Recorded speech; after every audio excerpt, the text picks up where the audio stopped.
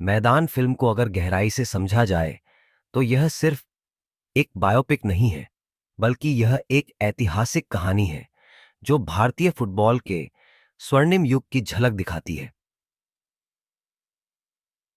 Film न केवल एक कोच की जिंदगी और उसके संघर्षों पर आधारित है, बल्कि यह देश के उस दौर की तस्वीर भी पेश करती है जब संसाधन सीमित थे और खेल में अंतर्राष्ट्रीय स्तर पर भारत की पहचान बनाना मुश्किल था। विस्तार से कहानी। एत सैयद अब्दुल रहीम की शुरुआत। फिल्म की शुरुआत में हम सैयद अब्दुल रहीम को देखते हैं, जो एक साधारण लेकिन जुनूनी फुटबॉल कोच है। रहीम अपने शुरुआती दिनों में हैदराबाद के एक स्कूल में फुटबॉल सिखाते हैं। वह अपने छात्रों को न केवल फुटबॉल के खेल की तकनीक सिखाते हैं, बल्कि खेल के प्रति अनुशासन और समर्पण के महत्व को भी समझाते हैं। उनकी कोचिंग का तरीका पारंपरिक कोचों से अलग है। वह खिलाड़ियों को शारीरिक और मानसिक रूप से मजबूत बनाने पर जोर देते हैं। 2. भारतीय फुटबॉल में क्रांति। जब रहीम को भारतीय राष्ट्रीय फुटबॉल टीम का कोच बनाया जाता है, तो उस समय भारत के पास बहुत ही साधारण संसाधन थे। खेल के लिए न तो अच्छे मैदान थे और न ही खिलाड़ी पेशेवर थे। फुटबॉल टीम की अंतर्राष्ट्रीय पहचान भी नहीं थी। इस समय रहीम भारतीय टीम को एक नई दिशा में ले जाने का संकल्प लेते हैं। वह खिलाड़ियों से पूरी मेहनत और अनुशासन की मांग करते हैं और उन्हें देश के लिए खेलते हुए गर्व महसूस करने की प्रेरणा देते हैं। 3. कोचिंग शैली और खिलाड़ियों पर प्रभाव। रहीम का कोचिंग स्टाइल काफी सख्त और अनुशासनिक था। वह हर खिलाड़ी से पूरी शारीरिक और मानसिक मेहनत की उम्मीद करते थे।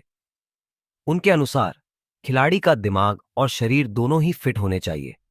इस हिस्से में फिल्म कई प्रेरक दृश्य प्रस्तुत करती है, जैसे रहीम का अपने खिलाड़ियों से यह कहना कि हारना कोई विकल्प नहीं है।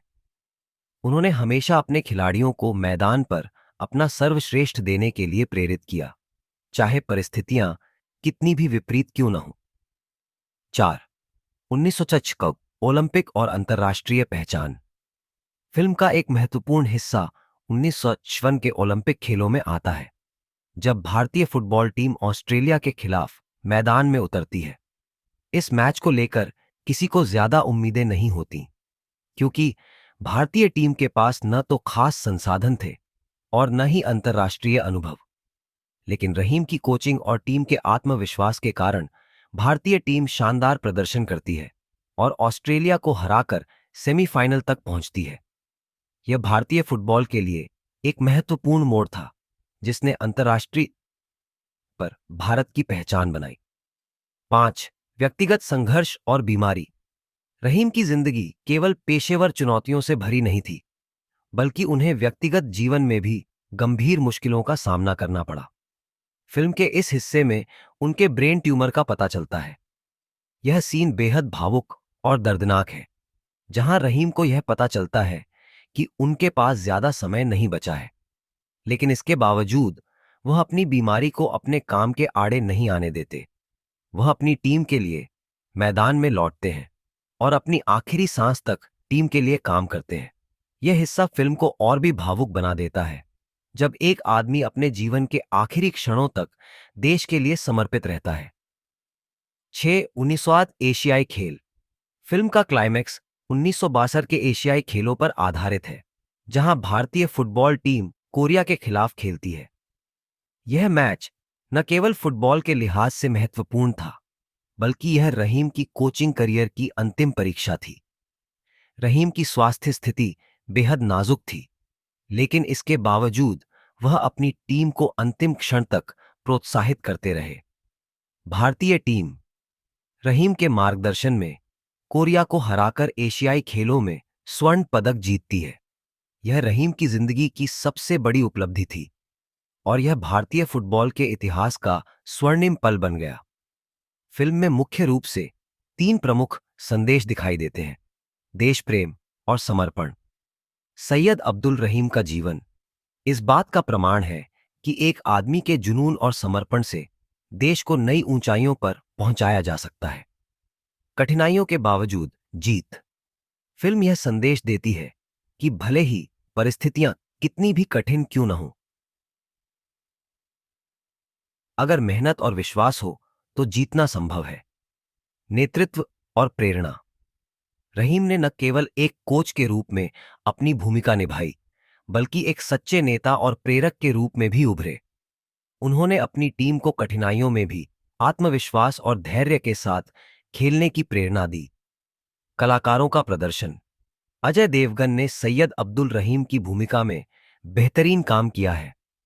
उनके चेहरे के भाव, संवाद और शरीर की भाषा सभी रहीम के किरदार के साथ न्याय करते हैं। उनका प्रदर्शन संवेदनशील और प्रामाणिक है, खासकर जब वह अपने अंतिम दिनों में फुटबॉल टीम को प्रोत्साहित करते हुए नजर आते हैं। सहायक कलाकारों ने भी अपनी भूमिका में जान डाल दी है। खिलाड़ी के रूप में युवा कलाकारों का चयन और उनकी मेहनत को भी बखूबी दिखाया गया है। निर्देशन और संगीत। अमित शर्मा का निर्देशन बेहद कुशल और वास्तविक है। उन्होंने भारतीय फुटबॉल के उस युग को पर्दे पर जिंदा कर दिया है जब संसाधन कम थे, लेकिन आत्मविश्वास और जोश चरम पर था। ए आर रहमान का संगीत फिल्म में भावनात्मक गहराई जोड़ता है, खासकर वह बैकग्राउंड स्कोर जो खिलाड़ियों की मेहनत और संघर्ष को और भी प्रभावी बनाता है। निष्कर्ष। मैदान सिर्फ एक फिल्म नहीं है, बल्कि यह भारतीय खेल इतिहास के उस युग की कहानी है जिसे बहुत कम लोग जानते हैं। यह फिल्म हमें यह सिखाती है कि कैसे एक आदमी के सपने और दृढ़ संकल्प से देश का नाम रोशन हो सकता है। ISS मूवी को आप आसानी से प्राइम वीडियोस पर देख सकते हैं और ऐसी वीडियो के लिए हमारे YouTube चैनल को सब्सक्राइब करें।